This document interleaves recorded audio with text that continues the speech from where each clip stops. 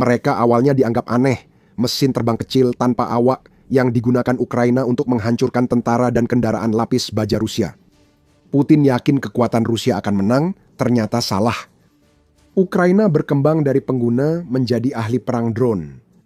Saat ini, temuan Ukraina sedang menghancurkan garis depan Rusia. 80% menjadi alasan utamanya. Angka ini penting.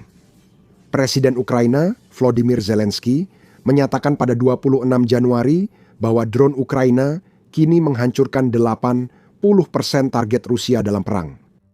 Kami akan menjelaskan apa artinya itu dalam bentuk angka murni sebentar lagi.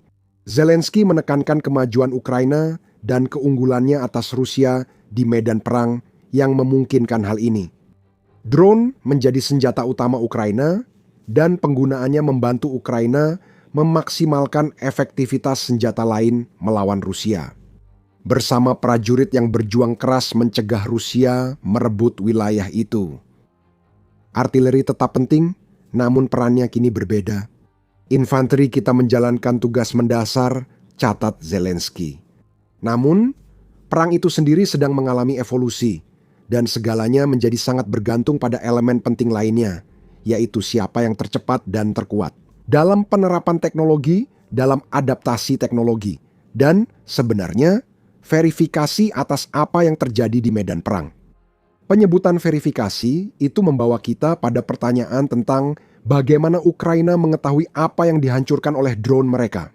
Jawabannya adalah drone yang digunakan itu sendiri merekam semuanya sehingga Ukraina memiliki bukti untuk mendukung klaim mereka. Business Insider memiliki lebih banyak komentar dari Zelensky yang memberikan gambaran dasar tentang sistem yang digunakan Ukraina untuk memverifikasi serangan drone mereka. Setiap serangan direkam untuk verifikasi sasaran dan mendukung sistem bonus penilaian kinerja militer. Presiden Ukraina menekankan bahwa dia sedang membicarakan sistem yang relatif baru yang telah diperkenalkan Ukraina, di mana unit drone negara tersebut dapat memperoleh poin untuk tiap pembunuhan di medan perang yang berhasil direkam drone mereka. Poin ini dapat dikumpulkan dan digunakan di pasar Brave One Ukraina yang memberi operator drone akses untuk mendapatkan drone dan peralatan baru demi meningkatkan efisiensi mereka. Ini adalah gamifikasi perang yang nyata. Meski terdengar seperti masa depan distopia, sistem ini menunjukkan inovasi Ukraina dalam memberi penghargaan pada tentaranya dan mencegah informasi palsu mencemari siaran atau saluran daring. The Guardian melaporkan tentang sistem poin untuk membunuh di Ukraina pada awal November. Laporan itu menceritakan informasi yang disampaikan oleh pria tersebut yang saat itu menjabat sebagai Wakil Perdana Menteri pertama Ukraina dan sekarang, mungkin bukan kebetulan, menjadi Menteri Pertahanan baru Ukraina. Mikhailo Fedorov, pencetus sistem baru Ukraina, menyatakan pada November bahwa gagasan ini berkembang hingga melibatkan 400 unit drone Ukraina. Pertumbuhan ini sangat besar, padahal unitnya hanya 95 di Agustus. Operator drone bisa menukar poin dengan lebih dari 100 jenis drone, kendaraan otonom, dan perlengkapan terkait. Bedorov menyampaikan ini ke The Guardian. Terdapat juga papan peringkat. Menjadi yang teratas adalah motivasi tambahan bagi para tentara Ukraina yang ingin melakukan apapun yang mereka bisa untuk menghentikan Rusia. Ini benar-benar menjadi sangat populer di kalangan unit, kata Bedorov kepada The Guardian, seraya menambahkan. Semua pasukan pertahanan tahu ini. Mereka bersaing mengumpulkan poin demi mendapatkan drone, sistem peperangan elektronik, dan perlengkapan tempur lain. Semakin banyak infanteri yang kamu bunuh, semakin banyak drone yang didapat untuk membunuh infanteri lagi. Ini jadi siklus yang saling memperkuat. Hal ini menegaskan pentingnya drone untuk strategi Ukraina melawan Rusia. Zelensky juga memanfaatkan kesempatan ini untuk memberikan penghargaan kepada beberapa komandan drone terkemuka di negara itu pada sebuah acara di mana ia menyoroti angka 80% tersebut. Orde Bintang Emas, medali pahlawan Ukraina, dan salah satu penghargaan militer tertinggi negara itu diberikan kepada 2 komandan unit drone Ukraina. Letkol Oleviet dari Brigade Terpisah ke-427, Raro, dan Mayor Yuri Fedorenko dari Brigade Terpisah ke-429 Ukraina, Brigade Achilles, menerima penghargaan tersebut. Tak heran kedua pria ini mendapat medali karena unit mereka telah menghancurkan lebih dari 42.000 target musuh menurut Euromaidan Press. Ini kembali pada hal yang sudah kami sebutkan sebelumnya di video ini. Drone Ukraina kini bertanggung jawab atas 80% penghancuran target Rusia dalam perang. Namun, itu tak berarti jika hanya 80% dari 100 target. Konteks sangat penting dan ketika berbicara tentang besarnya kerugian Rusia, angkanya sangat besar. Hanya pada tahun 2025 saja, drone Ukraina menyerang hampir 820.000 target yang merupakan angka sangat besar, sehingga Putin pasti bertanya-tanya apa yang bisa dia lakukan untuk menurunkannya kembali. Banyak serangan ini telah direkam dan diverifikasi, sering dengan kamera pandangan orang pertama di drone Ukraina menurut situs web Presiden Ukraina. Menariknya, pengungkapan tentang berapa banyak target yang diserang drone Ukraina pada tahun 2025 ini juga membuat kita memahami berapa banyak target yang telah diverifikasi oleh negara tersebut bahwa mereka berhasil menghantamnya. 820.000 dibagi 0,8 menghasilkan 1.025 juta target yang berhasil dihantam. Ingat, ini hanya target yang diverifikasi Ukraina, tapi jumlah ini sudah menunjukkan banyak hal. Pada 2025, Ukraina menyerang rata-rata 85.416 target Rusia per bulan atau sekitar 2.800 target per hari. Rusia diserang lebih dari 100 kali per jam saat berusaha menembus pertahanan Ukraina. Hal ini kemungkinan besar sangat menjelaskan mengapa kemajuan Rusia sangat lambat dan kecil selama 4 tahun terakhir, dan situasinya semakin buruk bagi Rusia. Jumlah bulanan Ukraina terus naik, sehingga drone Ukraina diperkirakan bisa mencapai 1 juta target yang dihancurkan pada 2026. Belum jelas apakah tahun 2025 juga mencakup drone Shahid Rusia yang dihancurkan oleh Unmanned Aerial Vehicle Ukraina. Tapi itu adalah topik yang akan kita bahas kembali ketika kita melihat seberapa penting drone bagi Ukraina dalam sisi pertahanan. Zelensky mengisyaratkan kenaikan angka bulanan saat membagikan jumlah korban tewas Rusia di Desember akibat serangan drone Ukraina. Sistem poin elektronik berbasis bonus, kami tengah meningkatkan hasil pertahanan. Pada Desember, unit kami menetralkan 35.000 penjajah. Terima kasih atas hasil ini, ujar Zelensky. Saya tegaskan, 35.000 tentara Rusia tewas dalam sebulan, bukan terluka. Ini rekor baru. Dan ini terjadi setelah 2 bulan sebelumnya, di mana jumlah korban yang disebabkan oleh drone Ukraina sangat besar. Zelensky menyatakan pada Januari bahwa operator drone Ukraina menewaskan 26.000 tentara Rusia pada Oktober dan 30.000 pada November. Rata-rata 4.500 tentara Rusia tewas oleh drone tiap bulan, membuat Putin kesulitan mencari tenaga kerja kompeten untuk pasukan Ukraina. Berita juga memiliki data tambahan untuk Desember, selain mengulang data dari Zelensky. Media menambahkan, angka kematian 30.000, 40.000 per bulan sudah sangat tinggi sehingga Rusia kemungkinan tak bisa merekrut cukup tentara untuk menutupi kerugian di Ukraina. Media itu menambahkan, Rusia kehilangan tentara, sebanyak ini berarti Putin membiarkan jumlah setara setengah personel penuh waktu Angkatan Darat Inggris hilang tiap bulan. Tidak berkelanjutan adalah salah satu kata yang bisa kita gunakan untuk menggambarkan kegilaan mutlak ini. Tampaknya itu adalah istilah yang lebih akurat. Forces News mencatat Ukraina menyerang 107.000 target dengan drone pada 128 sistem pertahanan udara. Ukraina mengatakan bahwa mereka telah menetapkan target baru untuk mengeliminasi 50.000 tentara Rusia setiap bulan menggunakan drone. Dan hal yang paling menakutkan bagi Putin adalah bahwa target ini sangat mungkin tercapai. Namun, bukan berarti Ukraina akan segera kehabisan drone. Mantan koresponden Forbes, David Axe, menyebut pada Maret 2025, Ukraina menargetkan produksi 4,5 juta drone per tahun. Mungkin mereka belum mencapai target walau sulit dipastikan. Business Insider menyebut jumlahnya 2,5 juta drone first person view, jadi ada kontradiksi. Media juga mencatat perkiraan lain sesuai angka 4,5 juta dari AKS, yang mungkin kapasitas produksi drone Ukraina saat ini. Namun, belum ada data resmi dari Ukraina tentang jumlah produksinya. Namun, baik 2,5 juta maupun 4,5 juta adalah angka yang sangat besar jika Anda mempertimbangkan apa yang kami bagikan sebelumnya tentang Ukraina yang akan melakukan 1 juta serangan drone pada tahun 2025. Menurut Euromaidan Press, angkanya diperkirakan akan jauh lebih besar.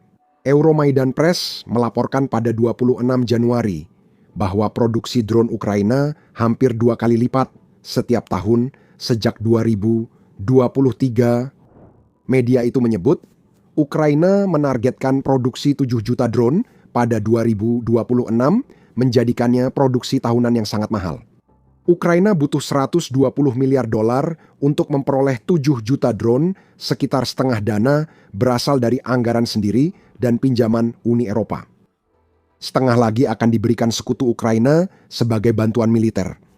Jika Ukraina berhasil menyatukan semua elemen itu, harapan Putin soal penurunan korban tewas Rusia akan pupus, karena Ukraina akan punya banyak drone untuk menargetkan 50.000 eliminasi per bulan. Catatan singkat, masih banyak lagi informasi seperti ini.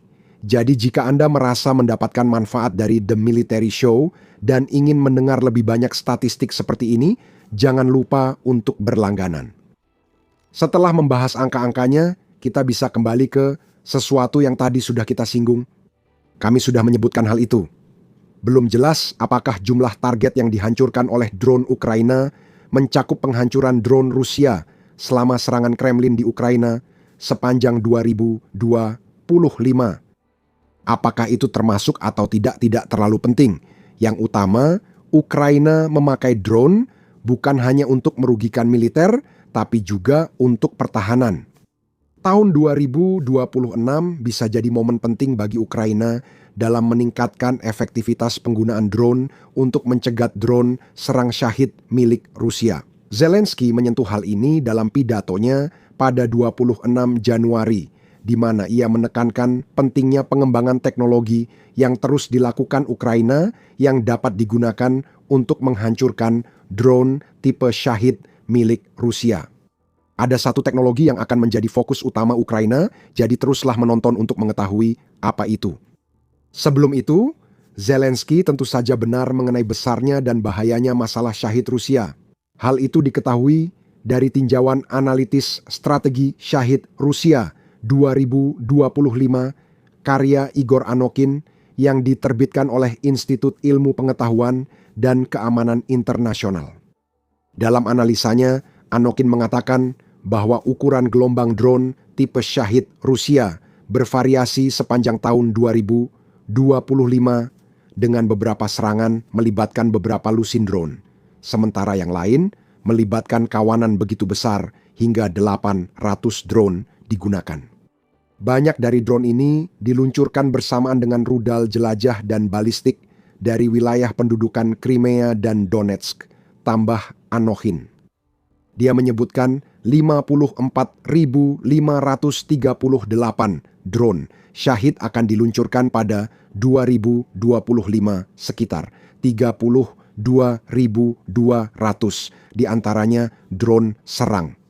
Diduga, sisanya adalah drone Shahid umpan untuk mengacaukan atau melemahkan pertahanan udara Ukraina. Rusia telah menyerang semua yang dapat dijangkau drone jarak jauhnya.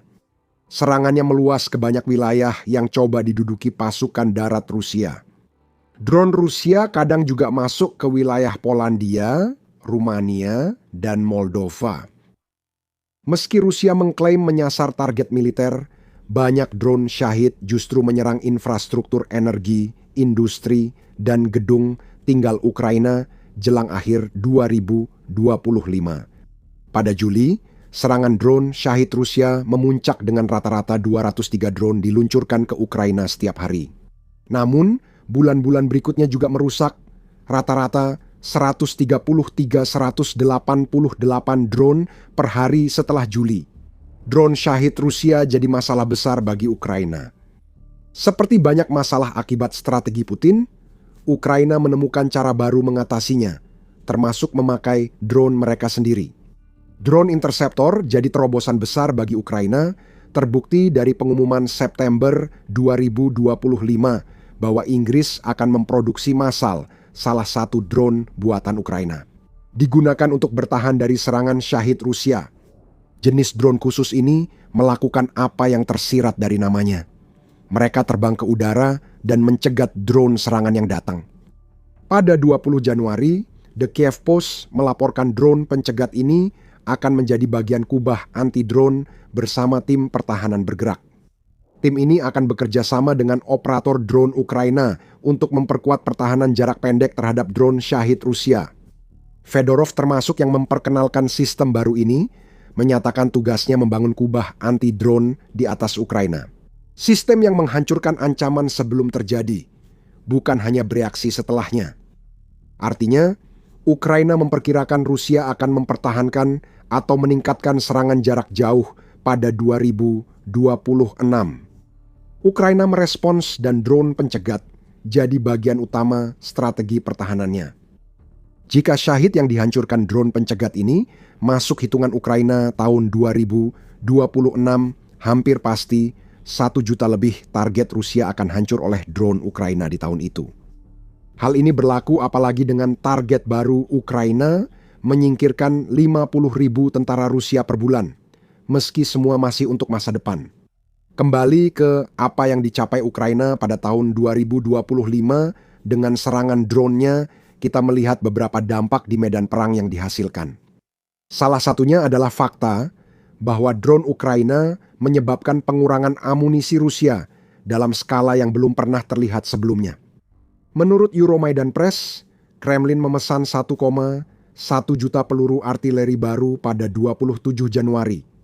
Sebenarnya itu tidak layak diberitakan, namun menarik karena Rusia fokus pada pengadaan peluru artileri jarak jauh.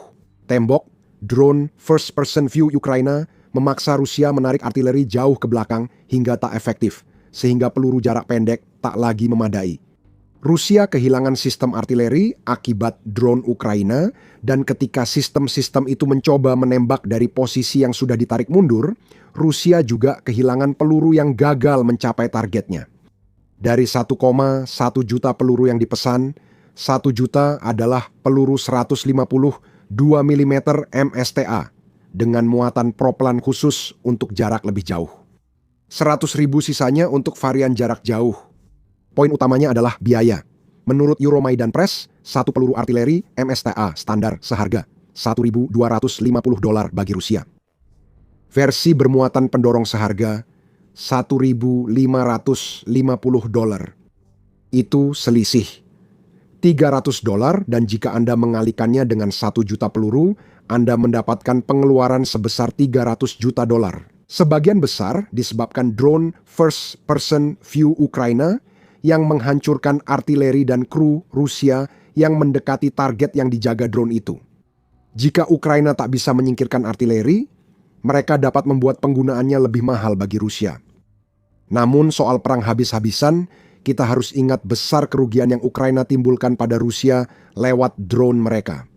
Kita telah membahas angka bulanan dan target Ukraina menaikkannya lewat penggunaan drone. Kerugian ini bisa jadi mendorong Rusia ke titik kritis tanpa jalan kembali. Sekjen NATO, Mark Rutte, menyatakan pada Januari, sekitar 25.000 tentara Rusia tewas tiap bulan akibat Ukraina. Perkiraan itu lebih rendah dari data Ukraina, namun tetap cukup menimbulkan masalah tenaga manusia bagi Putin. Rutte menyebut pertempuran di Ukraina dalam 10.000 tentara Rusia lebih banyak dibanding total korban selama perang 1 dekade Rusia di Afghanistan. Sekarang mereka kehilangan jumlah sebanyak ini hanya dalam sebulan, kata Rutte.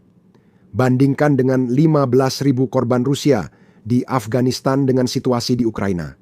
Jadi, itu tidak dapat dipertahankan. Mereka lebih menyoroti tentara Rusia yang tewas daripada yang terluka, yang menurut Ukraina terkait penggunaan drone Ukraina. Saat ini, rasio kematian terhadap cedera tradisional yang biasanya dialami oleh pasukan penyerbu adalah 1 kematian untuk setiap 3 cedera. Itu bukan rasio Rusia, pada akhir 2025 media melaporkan 56% tentara Rusia tewas dari total korban mereka. Artinya, tentara Rusia yang tewas lebih banyak daripada yang terluka dengan rasio 12 tewas per 10 terluka. Rusia memperburuk situasi dengan gagal mengevakuasi yang terluka dan terpaksa memakai taktik baru karena kekurangan persenjataan lapis baja.